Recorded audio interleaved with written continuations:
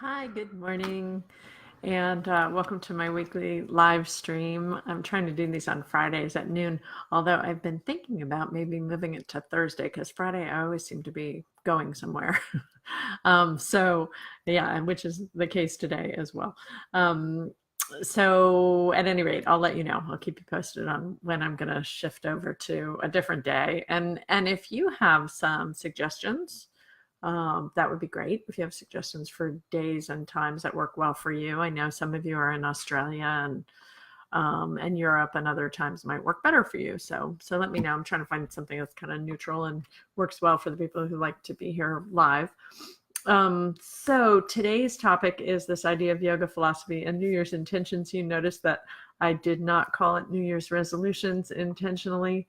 That was my intention, not to call it resolution. Because I think resolution sometimes is yeah, it's just sort of like a surefire way to fail, just to make a resolution.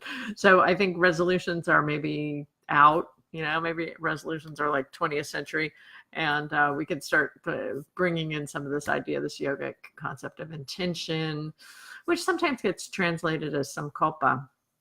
Ironically enough, a better translation for samkalpa is resolution, because the story, the most famous story of samkalpa, of course, is the Buddha who took a samkalpa, and he sat underneath the tree, underneath his Bodhi tree, and famously would not move from his meditation until he achieved enlightenment. So resolution is part of this, of the idea of intention, for sure.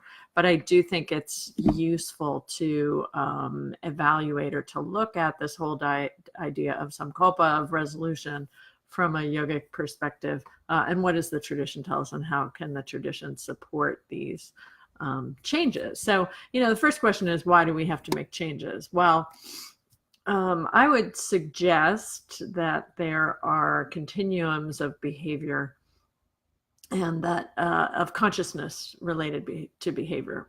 And actually, that's what science affirms, is that between 80 to 95% of our thoughts, feelings, and behaviors lie below the level of consciousness, which means a lot of the choices we make, a lot of the things that we do, rather don't involve conscious choices. Rather, they're based on habit. And you could say that in terms of food, you could say it in terms of substance use, you could talk about it in terms of our relationships and the way we engage in habitual relationship behaviors often. And here's Jerry. The way we engage in habitual relationships a lot. So, if we are starting with that understanding, that much of our thoughts, feelings, and behaviors lie beneath the level of consciousness, then it would make sense that bringing them out into the light, in order to do something with them, would be important, right? So one of the ways this is discussed, or one of the ways I learned it from one of my teachers, who's Gary Crafso, is he would talk about the grass in Hawaii, that there's this horrible crabgrass that grows in Hawaii, and you have to dig it up and expose the roots to the sun in order to make it stop growing.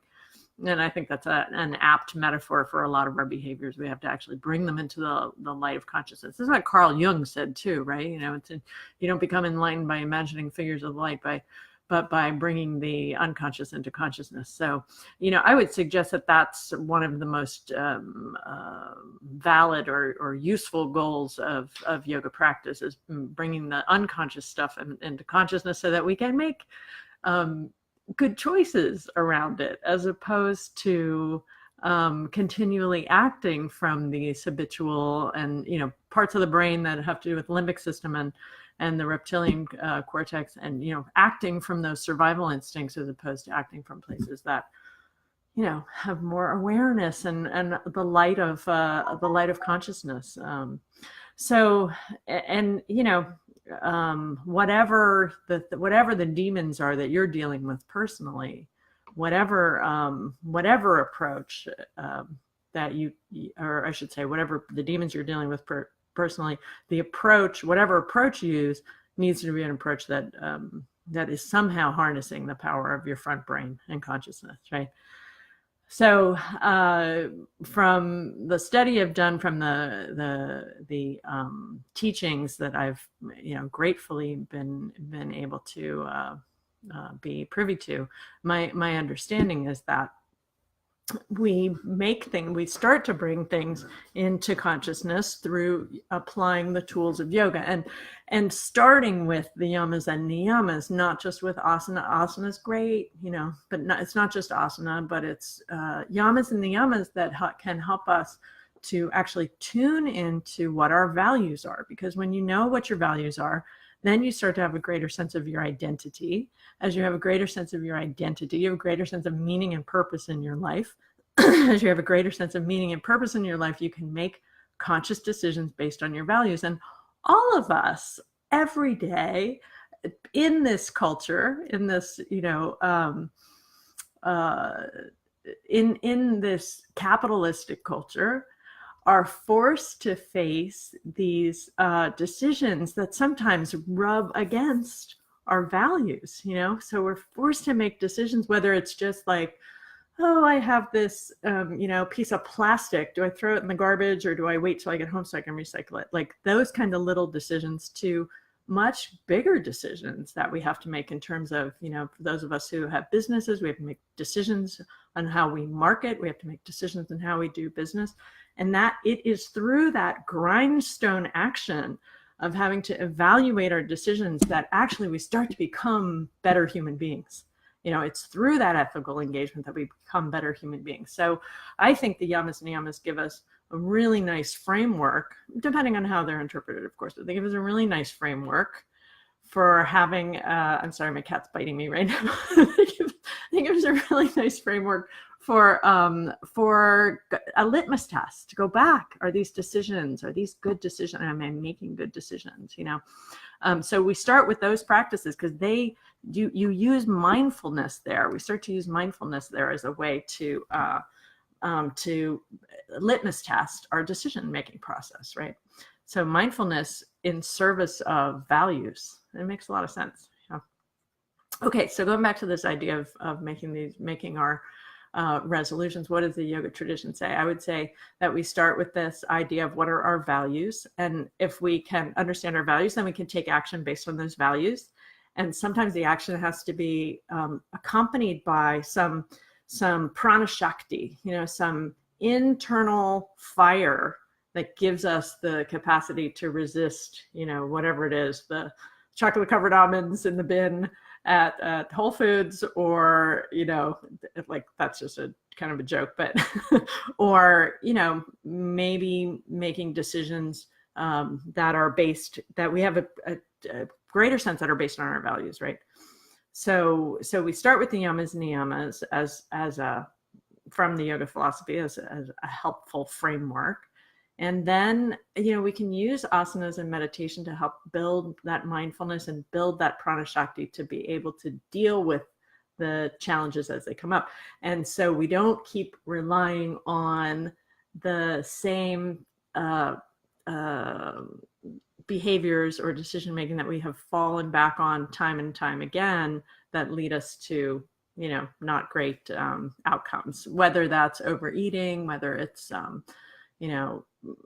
negative self-talk, whether it's some mild addiction to, because I'm not talking about the really life-threatening addiction, but I'm talking to milder addictions to Netflix or to or even to drinking every day, but not necessarily over drinking. You know what I'm talking about, those milder addictions that all of us, too much Facebook time, for example, right?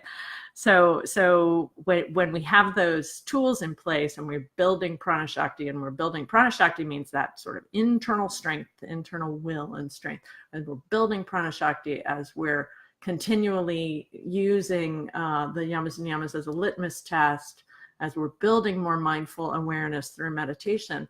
That gives us the opportunity to start unraveling some of those habits that all of us have to work through. So I hope those are some. Oh, there's one more thing I want to say, which is, all of this needs to happen within the context of supportive community. So whether it is a friend who supports you and whatever your intention is for the new year, whether it is, you have a group or a satsang where you feel connected and it's a healthy group, those are all ways that we can support the process of transformation. And so human beings are social engagement beings. I mean, that's what we do. We look to each other for validation. We look to each other for, support. So great. So how do you leverage that in your own, how do you leverage that in the search for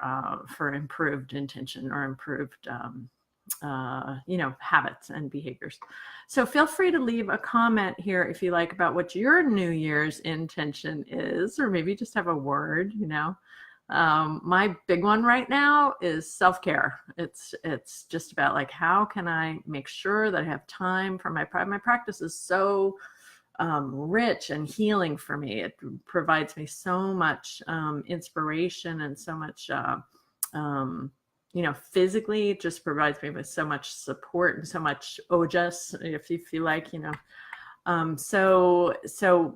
I don't make time for that, then I notice it, so you got to put on your own oxygen mask first before you share with others.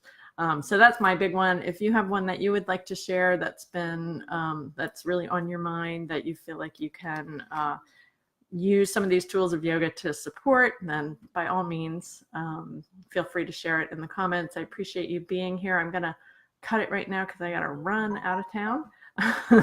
But I will be back next week. And thank you. Thank you for being here. Namaste.